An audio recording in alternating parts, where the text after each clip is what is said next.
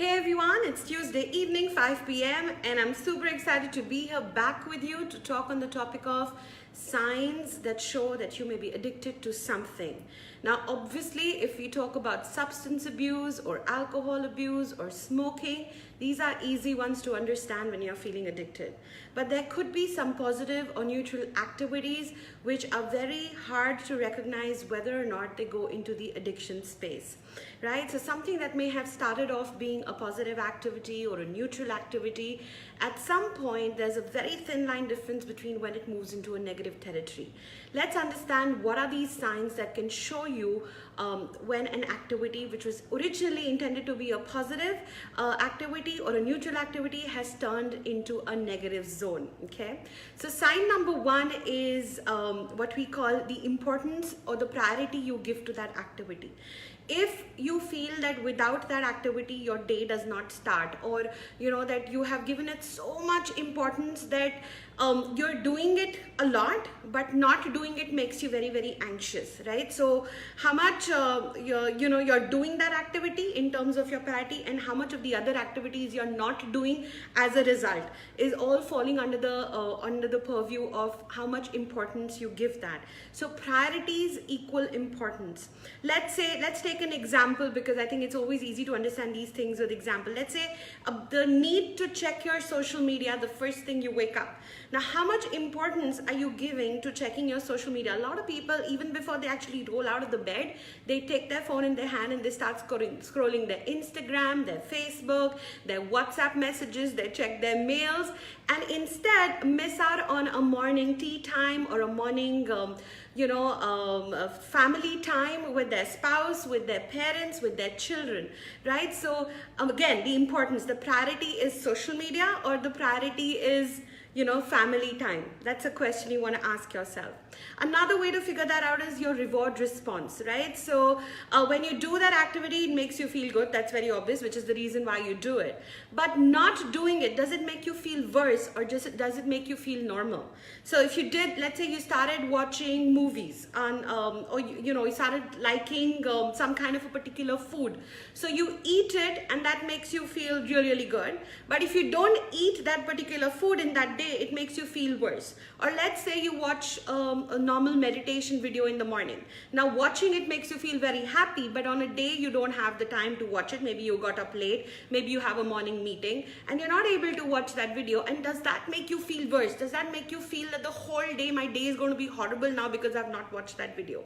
So again, if you realize, there's nothing wrong with the video, but it's the attachment you've had to it. What's your reward response to that video that's creating the addiction there, or that's creating, in Hindi we can say the word vehem, just creating a doubt in your mind that if I don't do it, my day is going to be horrible, right? The third thing is prevalence, which means originally you must have thought that I want to spend, let's say, half an hour or 1 hour in a day doing my social media activities, or maybe I want to do my Netflix movies for an hour a day before I sleep maybe. But eventually you see that the prevalence or the time being spent on that activity is continuously rising, and there's always this syndrome of never enough. I wish I had another half an hour. I wish I could, put in another episode. See, earlier we used to watch things on television, and the television had a cutoff. So there was an episode and it had a cutoff. We knew that after half an hour it's done, and the only second episode is going to come tomorrow.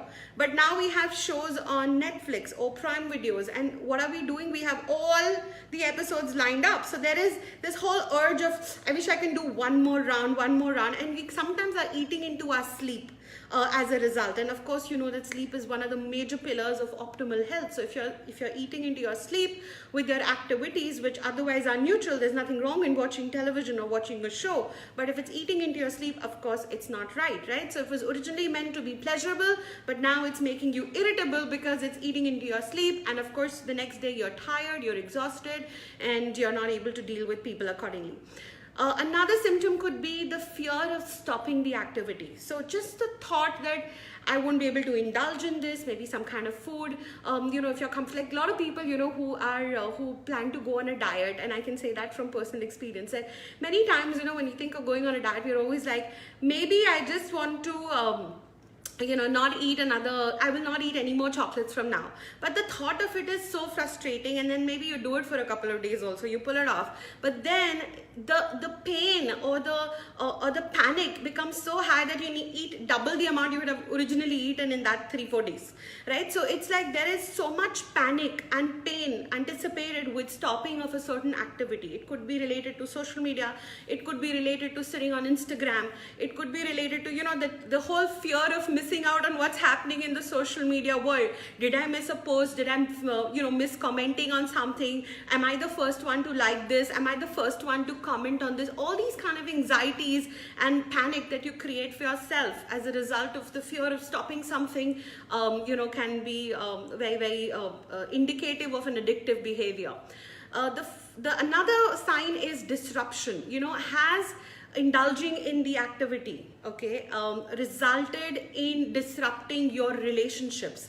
Again, as I said, if you're addicted, even if you're addicted to gymming, and you're so addicted that any free time you have, you want to just hit the gym. And when you do that, of course, you're taking away from your family time. You may be taking away from your spouse, you may be taking away from your children. And as a result of that, they are not getting the kind of time they might be expecting from you. Or let's say you're addicted to gaming, and you're all the time, you come home and you just throw your bag and you just want to do your video gaming. You're not bothered who's saying anything to you, like just keep quiet, let me concentrate. All of these behaviors are indicative of a certain addictive behavior. Again, why? Because your impulses are controlling your behavior rather than your reason, so to say. Another way of figuring it out, or another sign, is reverting. What does that mean? Do you feel that when you're going to do something different, you always feel that you want to do something different, but then you go back doing the same thing? For example, it's the whole I'll start my diet from next Monday syndrome. So it's like you decide, okay, this is it, this week I shall eat everything I love to eat, and from next Monday onwards I'm going on this fabulous diet and I'm going to be thin and whatever. Or you tell yourself that this is the last time I'm sitting and watching Netflix shows, and going forward I'm not going to do this, I'm going to structure it. But again, the next day or the next Monday when it arrives, you're doing the same old thing. So you're reverting back to the old behavior. If you see yourself doing that again, that's a sign that you may be addicted to that particular activity. It has gone beyond being a positive activity in your life into the negative zone, right? So what's the real message here? The message is very simple. When your activities are controlling you rather than you controlling them, and the reason they're able to control you is because your fears are associated with it, your pleasures are associated with it, maybe your anxieties are associated with it, your preferences are associated with it. And when you have these emotions, these strong emotions associated with an activity, it starts controlling your behavior. And when it starts controlling your behavior, soon it moves from being an activity into an addiction zone. So what you need to do is, of course, gauge, if there's anything in your life at the moment which you cannot live without, which is eating into your family time, which is eating into your relationships, and assess it and try to give it up on your own. But if you can't, get in touch with someone, a professional who can help you deal with addiction, because it's usually hard to take care of on your own. But I can leave you with a hint there though. If you want to work on it on yourself, one of the easiest ways to change or get rid of an activity is, actually you cannot really get rid of anything, because the reward is so lucrative that it's going to attract you back. So what you need to do is you need to replace that habit with a positive habit. Again, keeping in mind that the new habit should not go into the addictive zone, right? So let's say you are too much into watching movies. You can tell yourself, okay, I'm going to watch 2 episodes. After that, I'm going to spend half an hour quality time playing with my child, half an hour quality time talking to my spouse.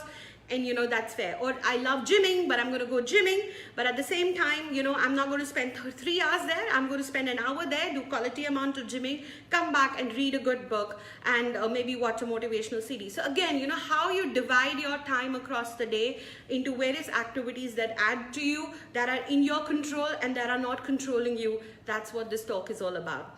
I hope, this is all that I wanted to share. I hope it's been useful for you to identify if there's anything in your life that's in in the addiction zone. So if you have any questions, you're welcome to ask them now. Otherwise, all of you who are watching this video later are welcome to put their questions in the comment section, and I'll be delighted to get back to you with my answers within the next 48 hours. So if anybody has a question, please feel free to shoot now. I would love to thank every single person, especially my top fans. Plenty of them logged in today for this video. Thank you so much. I really appreciate your time, and I really appreciate the fact that despite it being the middle of the day, you're able to log in and watch me live. So thank you so much for that. I love talking to you guys, and I'll be back again next Tuesday with another wonderful topic. If there's anything specific that you would like me to talk about, please feel free to put it in the comment section what kind of topics you'd like us to cover, and I'll be delighted to work on those for you. Yeah? Awesome. Thank you so much, guys, and I'll see you next Tuesday. Stay blessed.